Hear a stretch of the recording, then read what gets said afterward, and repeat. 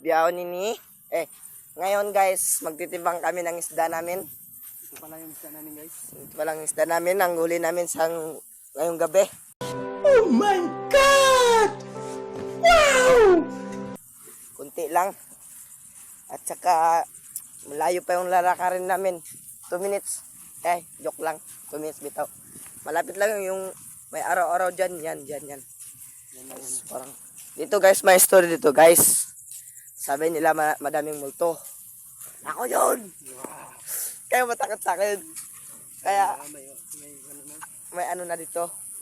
May nagjajalok. At saka may isang naglabay ng nagbibingbang. Ang bingbang ay isang masama na gawain. Kaya, huwag kayong magbingbang-bingbang. Isang cute na gawain. Kumain tayo dito ng isang bingbang. Uliin natin yung bingbang at tsakang bangbang. Guys, na. Lalayo pang nakarin. Lalayo pa mga 5 minutes. Papunta pa dyan. hindi na 5 minutes. Mukha lang yan. 5 hours later. Mga seconds lang yan. 150 seconds. Ito po yung puno na pagtatambayan ng isang, hindi ko nasasabutin kasi madilim na. Yan na. Tsaka guys. Yo, what's up down? Pa! Dabos ko to kayo na. Ako na. Nauna pa. Mamaya natin guys. So yan basta. Scroll down.